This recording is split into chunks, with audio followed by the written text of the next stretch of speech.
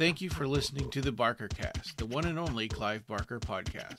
In episode 347, Jose and Ryan go over the final Duels of Blood results. Did you vote? We also dig into the convention and screening news, as well as some topics suggested by Reddit. This episode is sponsored by Don Bertram's Celebrate Imagination. Don Bertram is a longtime friend of Clive, an advocate of his art. But Don's unique and inspiring paintings are for sale. Up to 50% of the proceeds go to the Arts and Medicine program at the Texas Children's Cancer Center. Click the side banner and follow the link to the Etsy shop to have a look. There you can find his most recent painting, Pandemics. All right, welcome. This is episode 347 of the Clive Barker Podcast. It's a Duels of Blood special. Yeah, good evening, Jose. Hey, good evening, Ryan. How are you doing today? Good, good. So it's the finale of the Duels of Blood. Yeah. And I guess we keep saying this every single time. You know, I guess if we're going into it, I kept on going through to see, you know, the results of this, and I kept on voting for the underdog of this one. And I probably did it like 6 or 7 times. My votes made no difference at all. This is so funny. This is this is really interesting. This is funny because, you know, Hepexamendios, the grand patriarch of, you know, the gods of the Magica, you know, basically, you know, the god of the universe, ended up losing to Bright Eyes and the Voice from the Hellraiser comics. Yeah, and he didn't just lose by a little bit. Which one of you guys did this? Yeah, this is crazy. I know. Bright Eyes and the Voice got 93% of the votes. Yeah, they got almost 400 votes on this one. That's wow. And Hepexamendios got 26 votes. He got beat down. Yeah. He got beat down. Wow. Yeah. It's the super obscure Cenobite characters from one issue of the 90s Hellraiser comic versus the god who accidentally shot himself. Man, he can't catch a break. Yeah. Yeah. I know. One dead dog or god. So this is very surprising. And that's the end. I guess I never, ever, I mean, I put them in there as, you know, I thought it was kind of a stretch to even include them in this final round because they weren't even close in any of the other ones. They weren't in a movie. They weren't in like a book. They were just in a short story in the comic books from the 90s. Yeah, and we pulled this together out of, you know, winners from previous years or runners-up or people who were somewhat close. And Bright Eyes and the Voice weren't even really that close in other years. It was just I was running out of characters to put in there, so I would just keep going down the list like, no, that one's already, you know, that was a duplicate. Nope. Okay, there's one. Yeah. Oh boy, some dedicated Hellraiser fan out there really did it. That's amazing.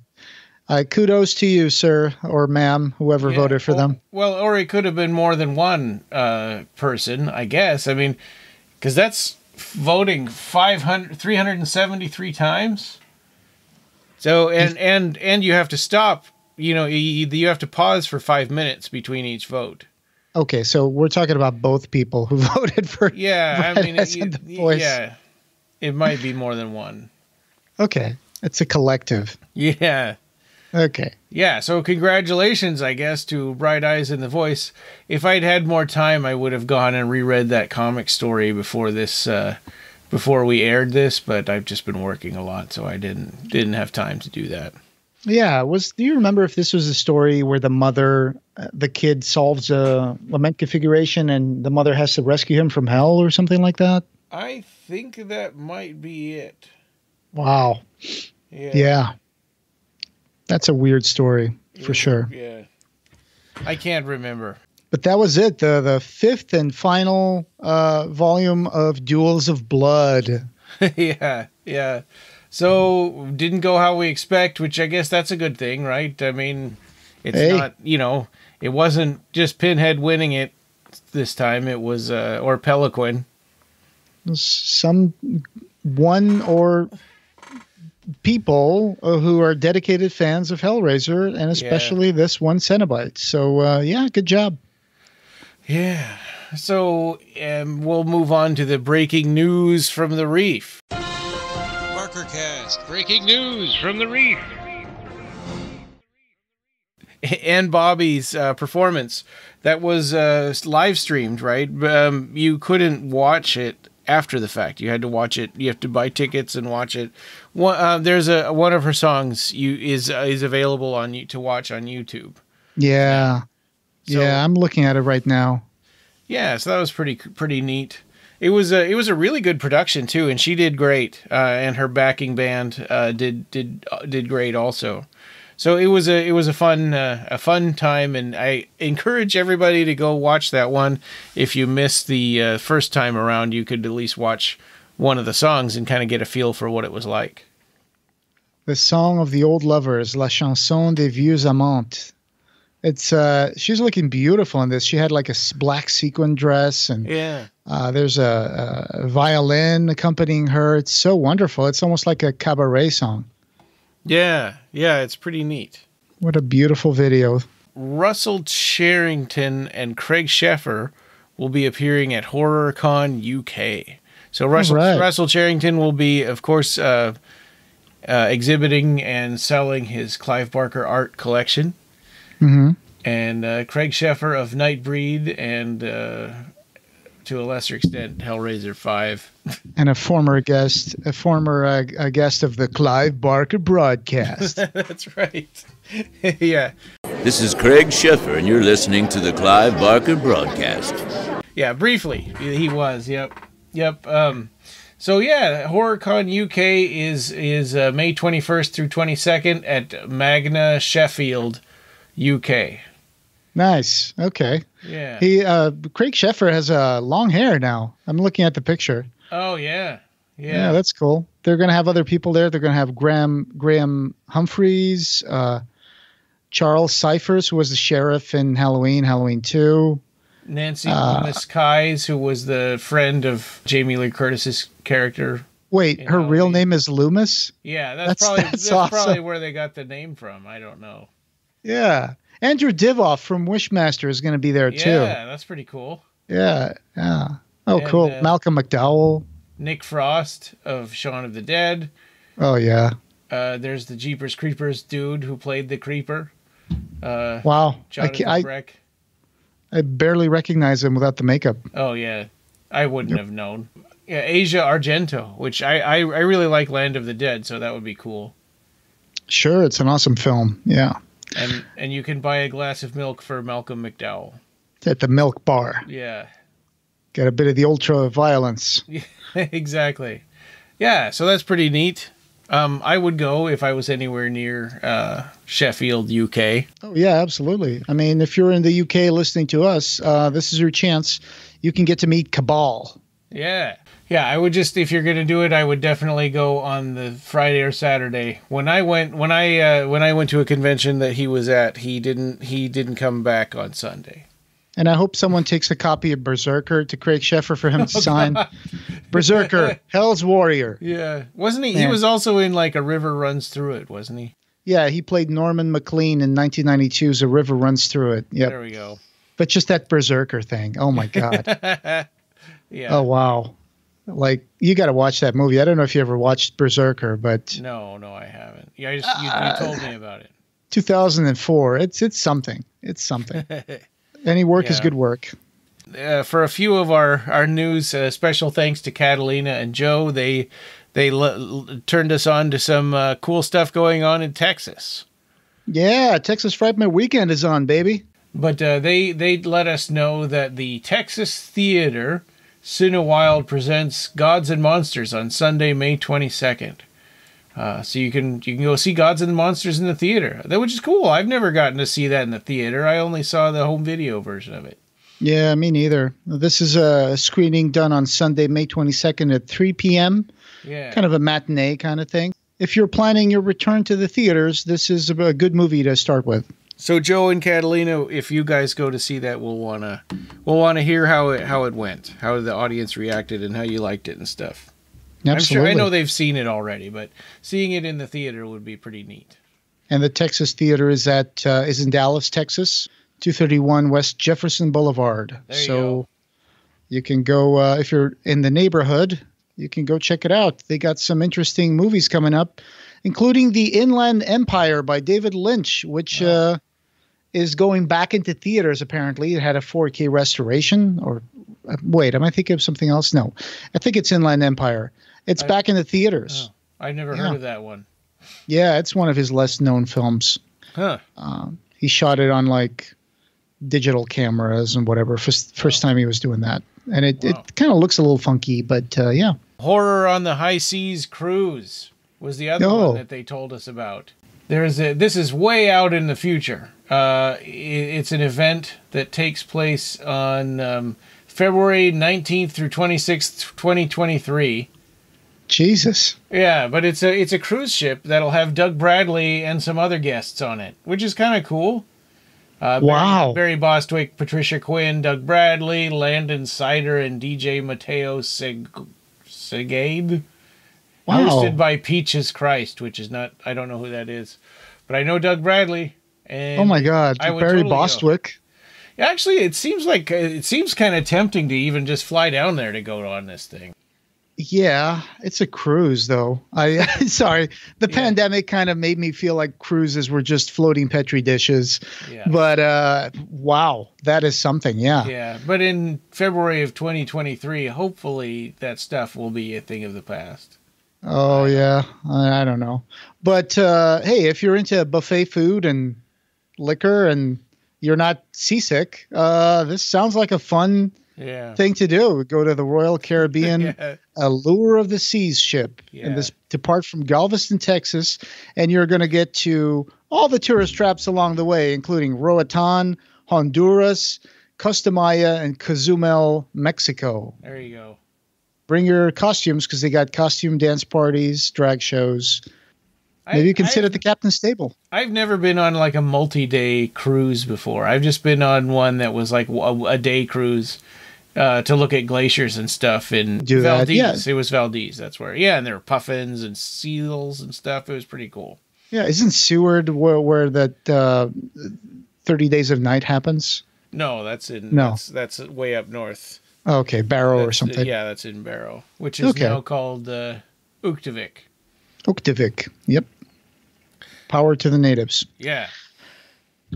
Cool. So, wow. February 19th to the 16th. So if you got a week of vacation coming up for next year, here's your chance. And you're a horror hound, you can get on a cruise. Horror in the High Seas. Yeah.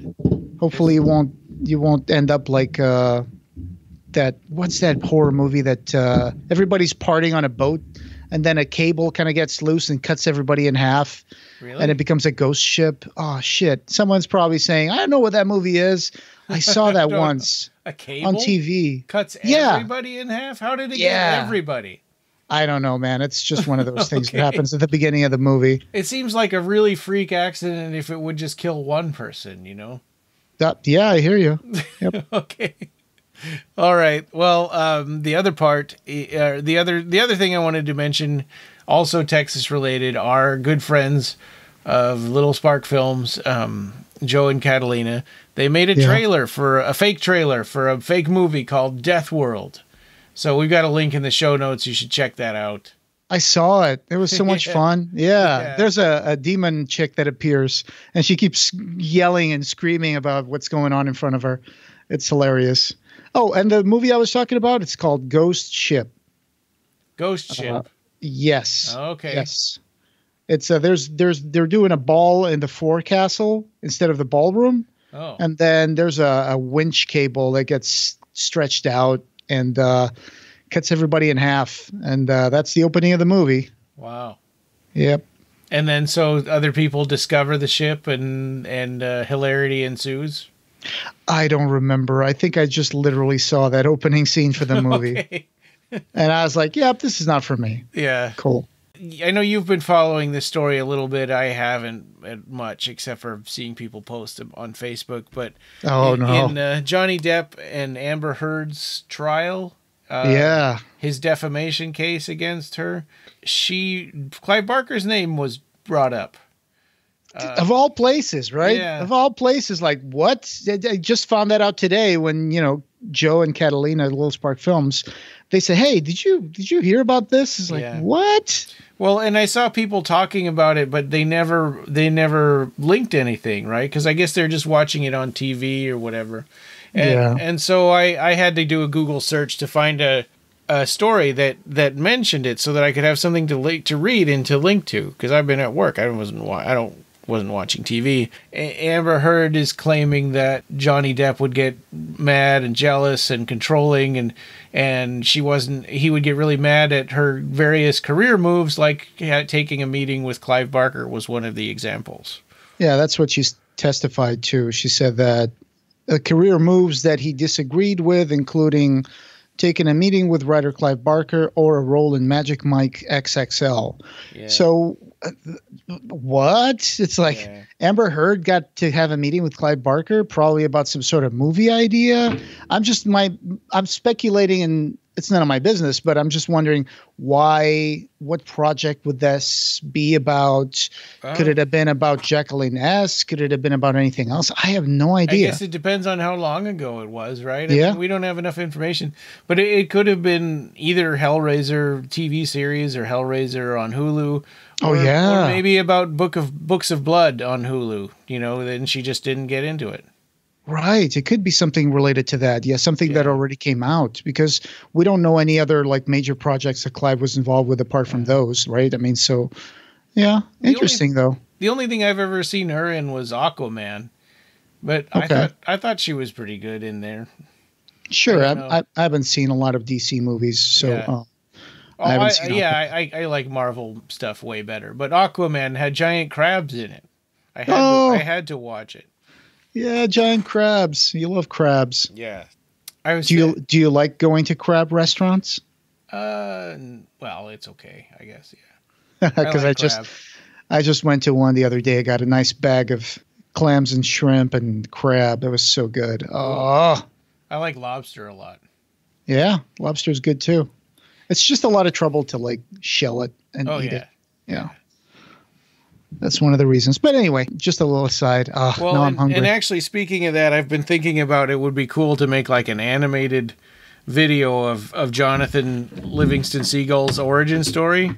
Yeah. Because the backstory that we came up with was that the Nuncio that got through that went into the ocean. The Grand Secret Show thing. Yeah. So a crab ate it, right? And there's this super intelligent crab, minding his own business, meditating on the beach or whatever, and Jonathan flies over and starts fighting with him, and I just imagine him screaming at him and get out of here, leave me alone, and a crab yelling at a seagull with his non-existent vocal cords. Yeah, exactly. and then Jonathan eats him, and Jonathan becomes a nunciate. Has a moment of clarity. It's hey, I can understand people now. Yeah, exactly. So wait, does that mean if a sea lion had eaten the seagull, then the sea lion would be smart too? Well, I imagine it would be diluted even more, right? Oh yeah. So because the way I see it, right, in its purest form, the Nuncio evolves you. Right, but so this crab was probably, I mean, he got a diluted amount of it because it spilled into the ocean. Yeah. And then Jonathan gets even more diluted amount of it. So he's super smart and he's got mental powers, but he's not he's still a bird. I mean, he's still a seagull. Yeah, he can cast magic and stuff. I mean, it's pretty miraculous. So that makes me wonder if the crab ate some krill that was on the ocean after the Nuncio got spilled in what was it, the Gulf of Mexico or the California coast? Yeah, I think Imagine how the super smart krill must be like. Yeah, exactly. A living entity, a shoal of krill just moving around. That would be cool if they had had a combined intelligence. Yeah. Anyway, Aquaman, talking crabs. Yeah. Ariel, Little Mermaid. It's all connected. There we go. Dark Delicacies. Del Howison made a post on Facebook that Dark Delicacies, he's thinking about putting it up for sale. Oh, no. Del's going to sell the book? The business? Yeah. Holy crap. Yeah. Okay. I know. He talked about how, or people in the comments were saying, yeah, it's kind of a neat local feature, but it's got a presence throughout the whole state. I'm like, hey, I flew down there from Alaska, so it's not just the whole state, you know. It could be the end of an era. It could be the start of something bigger. I mean, definitely the end of an era if Dell is not going to be involved with it, if he ends up selling it, because he's basically like, he represents the whole, you know, Dark Delicacies thing. Well, I hope somebody buys it that wants to preserve, you know, what it is. I could understand that because, I mean, how old is Del Howison at this moment? I don't know. It's pretty old. Yeah. He had said he was thinking it'd be nice to do something different. Sure. Just don't turn it into a Hot Topic. Oh, God.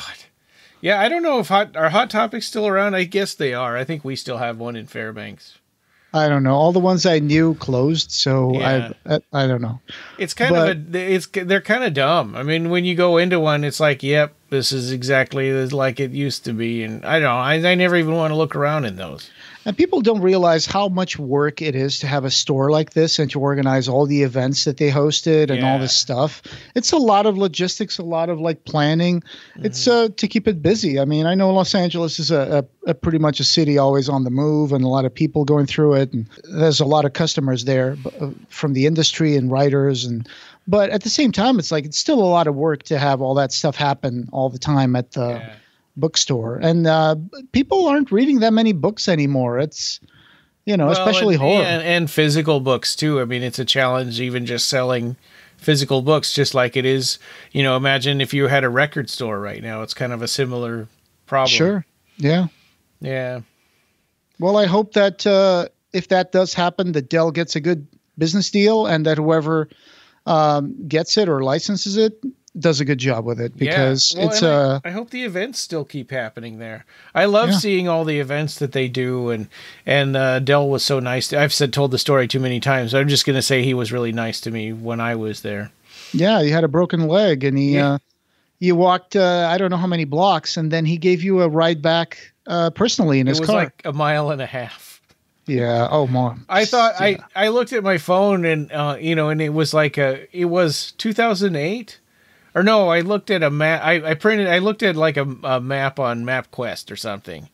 Nice. Because there was no iPhone back then, and I thought, well, that doesn't look too far. And then I started walking. I'm like, oh my God, this is really far, because I had crutches and stuff.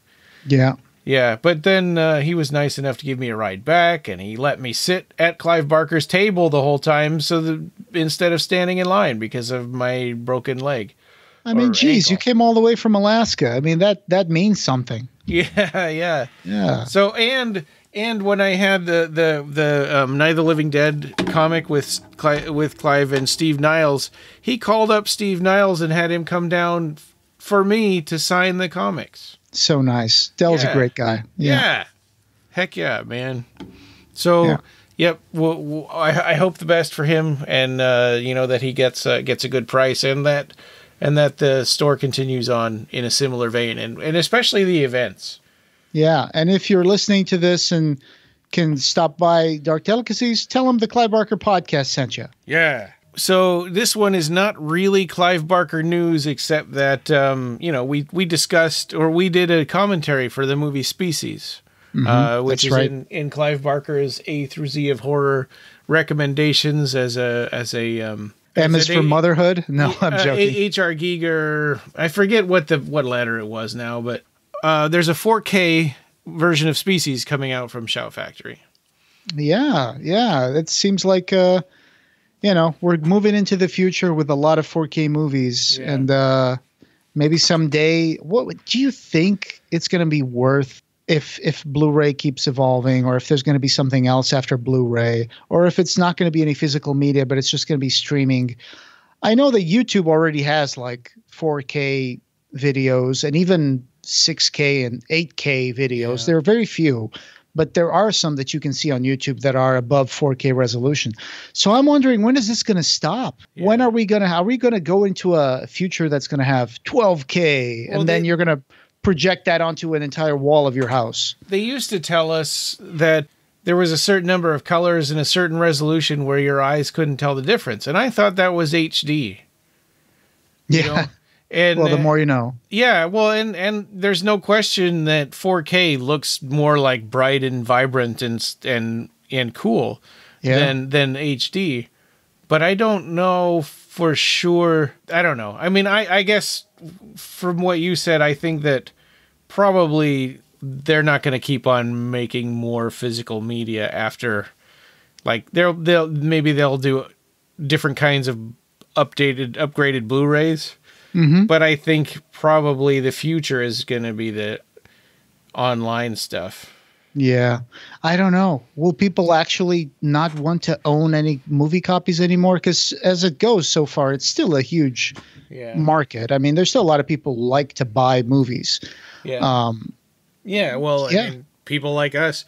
And I think that like Shout Factory, their audience is not just people who want to watch the movies, right? It's like the collectors and fans and stuff. Sure. It's funny that in music, the opposite is happening. People are buying more physical media in music, but in movies, it seems like more and more it's moving towards a streaming like platform. Yeah. Which you don't really own, right? I mean, it's like if you have Netflix because of some certain movie or whatever that you want to see, you're going to really pay $15 a month just to be able to see that one thing. If it's 4K, it's like $20 a month. Yeah. Yeah, I've been thinking about getting rid of Netflix, but I want to get through Star Trek Deep Space Nine before I do. There's also like season 2 of the Ultraman series on Netflix and season 2 of Pacific Rim: The Black. Oh, is that like a TV show? Yeah, it's animated. They're both animated, but no they're way. Great. Yeah, they're really good. I've only seen the first movie. I know there was a sequel. Yeah. I haven't seen the sequel. I don't know if it's any good. And now you're saying this. The sequel is mediocre. Okay. But this animated series is pretty good. It talks about what happened in Australia, because Australia was sort of like ground zero for when the kaiju showed up. Sure. Yeah. So it's kind of neat. Yeah, that's cool. Yeah, so 4K of Species, you get to see all those cool special effects and Giger design makeup in 4K. Yeah, I think we were talking about how in HD it looked you could see the strings a little bit, so to speak. True. Yeah, but so in 4K it might be even more so. You might be able to see the seams in the makeup and stuff. Yeah, and the train, the train thing in the dream, which seemed really kind of freaky and cool. But the more clear it is, the less impressive, maybe. Yeah, it's a miniature, so yeah. But hey, it's also more immersive in 4K, so you feel more immersed in the movie. That's true. It's all in. Of course, we all know the movies are fake. I mean, everybody's like, "Well, what do you like that? That's fake. That's not real blood. That's all." Yeah, but it's like, dude, I'm getting into the freaking story here. It's like, I know it's not real. I'm not a dummy. I'm just engrossed in the story. So yeah, but it's kind of like your imagination plays a part, and if I think we talked about this with The Exorcist, the statue of Pazuzu, right? I didn't think it was a statue. I thought that was like a real demon until I saw it in HD. And I was like, oh, that's a statue. Yeah, yeah. When it was like looming over her body and she's like reaching her hands up in the air and stuff. Right. I think that ambiguity is supposed to be implied. Yeah. But yeah, the clearer it gets, the more you can see. Yeah. Yeah. So my imagination, it was like, oh, that's the spirit of the demon, right? And it looked freaky. It looked like almost like her head was missing. But, then the clearer you see it, it's like, oh, okay. They're just superimposing the statue from earlier in the movie. Yeah. So I reached out to Reddit to see if there were any topics that they wanted us to cover. And they asked us to answer impossible questions. So here we go. MP Foley 12 says, Book of the Art 3. So I think to that, MP Foley 12, we can say that the last update that anybody got, and you may know this already, was that Clive had a great idea for how he wanted to wrap up the Book of the Art 3, right? And is that how you remember it? That is how I remember it. Yeah. Probably like, 2013, 2012? Yeah. Tom, at the time, was working as Clive's assistant over there at Seraphin. And he said something like, that Clive said, I figured out how to finish the books of the arts. So you're talking about Thomas Negovin? Yes. Oh, okay. Yeah, because he was starting up that appreciation Clive Barker Society. Yeah. So that was it. I mean, so far, maybe in the revelatory interviews with Phil and Sarah over at clivebarker.info, maybe they've addressed more stuff since then. I don't remember having any information. Well, and the thing with Clive Barker, I mean, and people probably know this already, but he gets these awesome ideas and then he talks about them and everybody's like, where is it? I want it now, but you don't know if or when these things are going to happen. So but all of a sudden something will just show up out of nowhere and it's like, oh my God, there's a new book and it's not what he was talking about. So you kind of follow the wave of his inspiration and see where it takes you, I think. Things change and change and change. Yeah. It's always like that. Creative people they're always, changing things and creating new stuff, and sometimes things branch out. Yeah. And Skamuel asked, Abarat Part 4 update would be nice. Maybe a Deep Hill update? We were close on both project about a year ago when the last interview happened. I understand wanting to know more and everything, but really, the last teaser thing that we heard was about a year ago on our episode 300, when Clive said that he had turned in 2 books to a publisher, and he had another one in a couple of weeks that he was going to be turning in. I think that's what it was, but he didn't say which ones those were. So, I mean, Deep Hill might have been one of them. That stands to reason. Sure. But we don't know. I mean, and there's the book of short stories, Fear Eternal, and The Presence of This Breath, the book of poetry. Poems. Yeah. So those are my best guess, because I think that Abarat 4, the last we had heard, he was doing a final draft of that. Right, I remember that. Yeah. Yeah. Which is going to be called Cree Rising. Cree Rising. Yeah, it used to be called something else before that, but now it's Cree Rising. Dynasty of Dreamers. Yeah, and then it's Cree K-R-Y, I think. Yeah. Cree Rising. Yeah, it's going to be a character. So, that's all we know. I mean, these are not so much impossible questions. It's kind of hard questions to answer. Yeah. Yeah, it's just that, and I understand, because I've felt this way with other fan stuff. It's like, you guys are the experts, so tell me something that that I don't know. But and then djgreedo said, where is Deep Hill? So I don't know if he's saying it like Homer Simpson, going, where is my burrito? or if he's asking like geographically, where is Deep Hill? We're here. We're queer. We don't want any more bears. That's one of the things he says. Yeah. Well, I think you've answered that question previously, right? Yeah. At least to the extent that we know about Deep Hill, it's probably handed over to a publisher. Yeah. Excited to see it when it comes out, but I think Deep Hill is going to be one of those ones that is going to sneak up on us like Mr. Begone. Mr. Begone snuck up on us, right? When everybody was thinking, was asking, where's Abarat 3? Where's Scarlet Gospels? Then all of a sudden, here's this book about a demon that nobody knew anything about. Yes, and I like that. I like that a lot. Yeah. The title itself, though, Deep Hill, I mean, that's the part I'm fascinated about because of the title itself. It's like a hill is high, right? But he calls it a deep hill. Yeah. And it makes you think of this thing that's both elevated and deep. Convex and concave at the same time.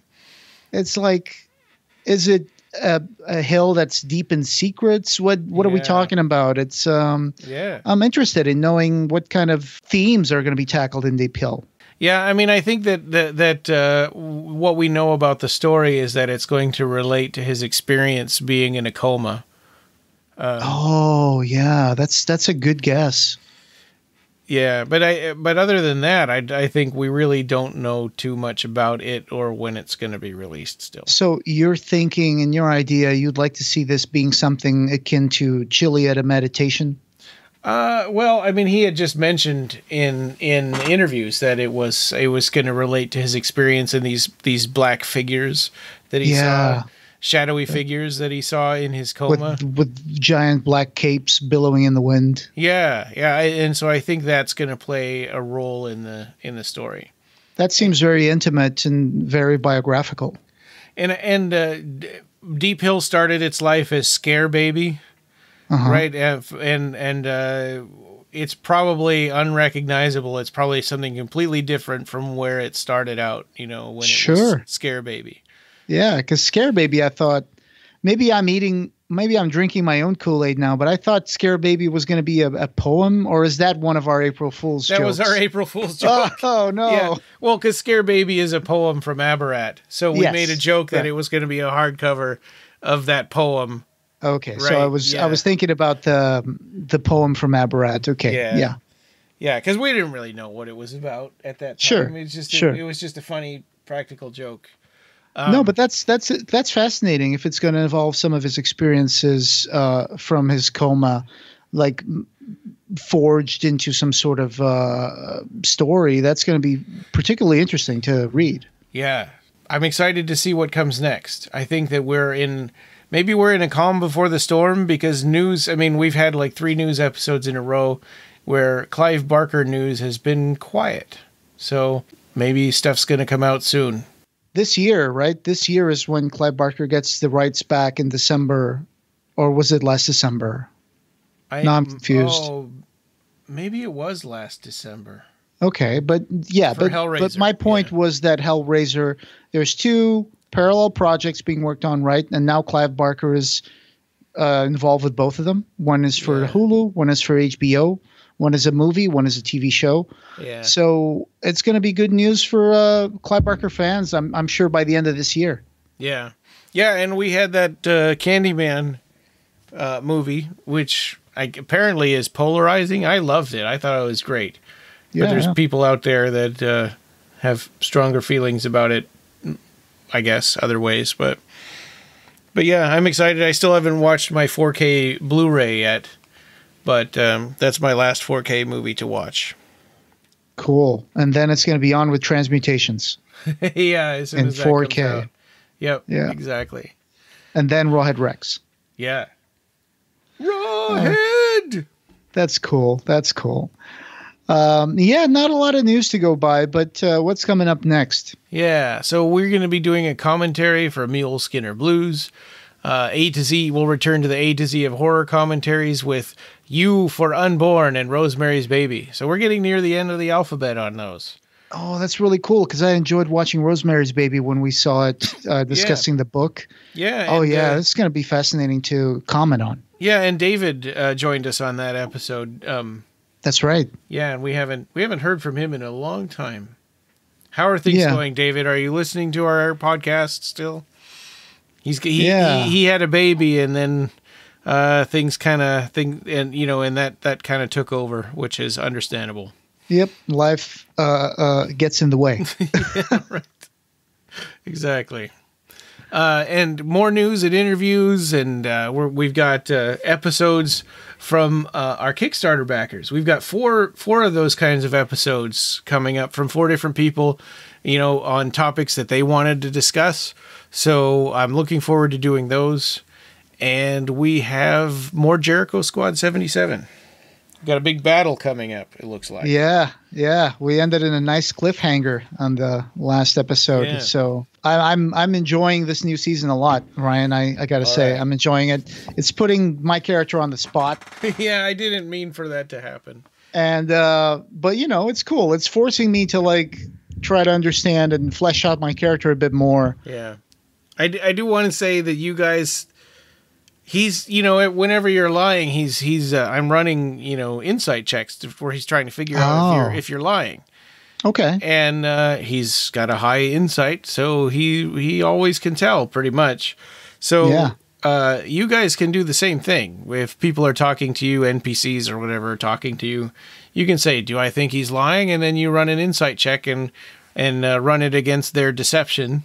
And, that's a good tip. Yeah. Okay. That's a good tip. I totally did not know about that mechanic. I'll have to do that at some point. Yeah. That would have saved me a lot of trouble. Yeah. Right. But you guys kind of figured out that he doesn't seem to be who he said he was. Yeah, that part where he ran away. I mean, yeah. Yeah, exactly. Like, it was pretty much a tell-all.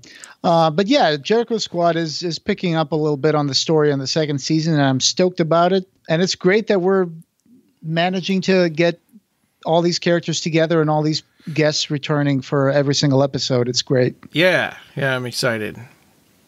All right. Well, and this podcast, having no beginning, will have no end. Thank you for joining us, and we hope you have subscribed. You can find the Clive Barker Podcast wherever you find audio. Show notes for this episode, as well as news and reviews, can be found at our website at www.clivebarkercast.com. The Clive Barker Podcast, or BarkerCast, is an independent editorial podcast and blog that is not affiliated with or under contract by Clive Barker or Seraphim Inc. This is a labor of love by the fans for the fans. Watch for our annual Kickstarter fundraisers to get some cool stuff, and you can buy t-shirts on our TeePublic store. Go to teepublic.com and search for BarkerCast.